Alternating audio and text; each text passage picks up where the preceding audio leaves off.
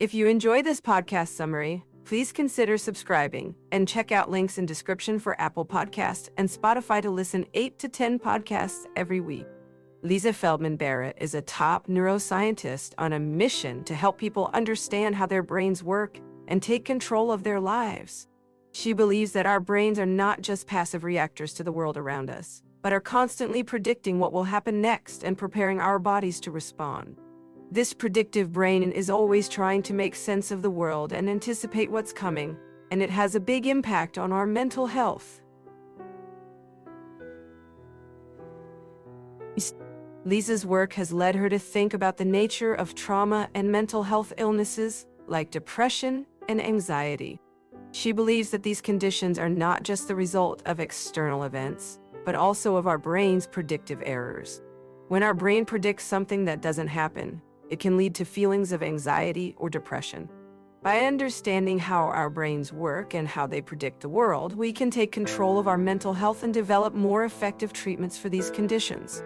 Lisa shares the story of a young girl named Maria, who lived in a culture where physical abuse was normalized. Maria didn't show signs of trauma until she watched Oprah and heard women talk about their experiences with physical abuse. This changed her perspective, and she began to experience symptoms of trauma. Barrett argues that our brains are wired to make predictions based on past experiences, and that these predictions can be influenced by cultural and social factors. Lisa explains that our brains are constantly making predictions, and that these predictions can be influenced by our past experiences and cultural knowledge. She suggests that we can change our predictions by creating new experiences and exposing ourselves to new ideas and perspective.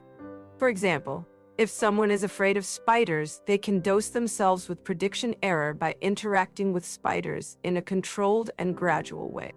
This can help their brain to learn that its predictions are wrong and to create new predictions that are more accurate.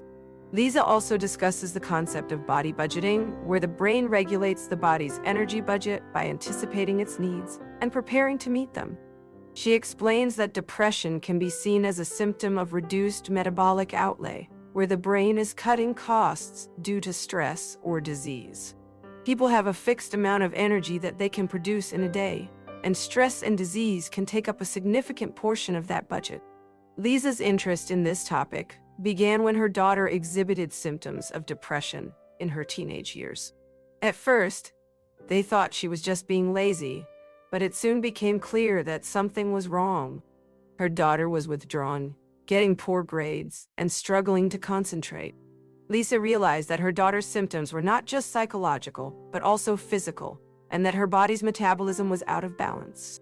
Lisa's research led her to discover that conventional medicine's approach to treating depression was not effective. She found that antidepressants, which target serotonin levels in the brain, were not addressing the underlying metabolic issues. Instead, she focused on targeting her daughter's body budget, or metabolism, through a daily routine that included exercise, healthy eating, and social support. Lisa emphasizes the importance of taking control of one's thoughts and emotions and making small changes to improve one's life. She notes that people have more agency and autonomy than they realize, and that by understanding the brain's operating principles, they can take steps to alleviate their suffering. When we experience stress, our body's metabolism becomes inefficient, leading to weight gain and other health issues. Lisa also discusses the power of words and how they can affect our emotions and behaviors. She explains that words can be used to calm us down or to create anxiety, and that they can have a profound impact on our nervous system. Our brains are highly social, and we regulate each other's nervous systems through our interactions. Lisa leaves a question for the next guest, asking them to consider the importance of intentionality and agency in our lives, and how we can use our knowledge of the brain and behavior to live more intentional lives. She emphasizes that our identities are not fixed entities, but rather a combination of our remembered past and our sensory present. We can change who we are by altering what we remember or how we predict, or by changing our sensory present through actions like mindfulness or simply moving to a new location. Stephen Bartlett reflects on how easy it is to fall into the trap of thinking we are what we did, rather than what we do. He appreciates Barrett's insight that our agency lies in our ability to make different decisions in the moment. regardless of our past actions. Bartlett expresses his gratitude for Barrett's work, which has changed his mind in a profound way. He acknowledges the importance of experts like Barrett sharing their knowledge with the public, particularly in a world where misinformation can spread quickly through social media. He emphasizes the power of compounding small, consistent actions to achieve lasting change in our lives. Main learning from video. Dr. Barrett explains that our brains are constantly making predictions about the world. And when these predictions are incorrect, it can lead to anxiety and depression. She argues that our brains are not passive reactors to the world around us, but rather active architects of our own experience. By understanding how our brains work, we can take control of our mental health and develop more effective treatments for conditions like anxiety and depression.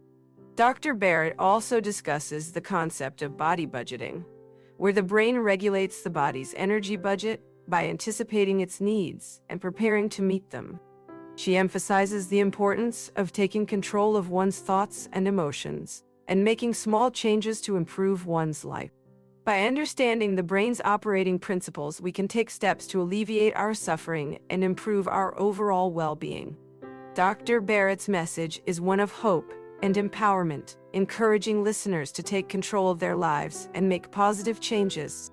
She shares her personal experience with her daughter, who struggled with depression and eventually made the decision to seek help.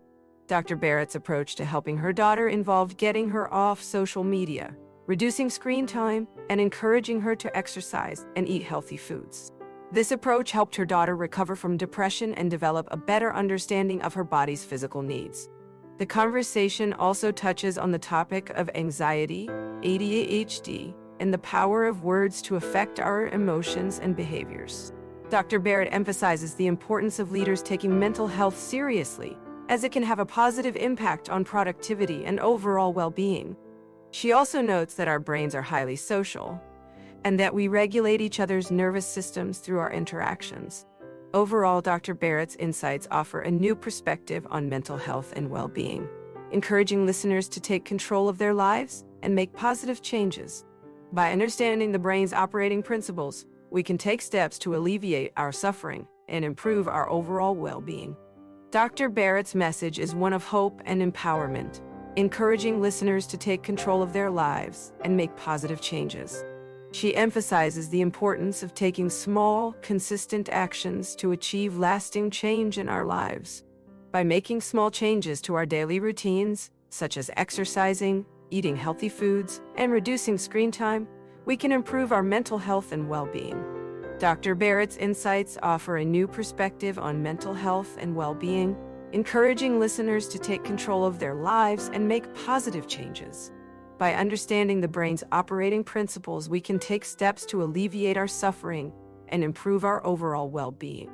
Dr. Barrett's message is one of hope and empowerment, encouraging listeners to take control of their lives and make positive changes. She emphasizes the importance of taking small,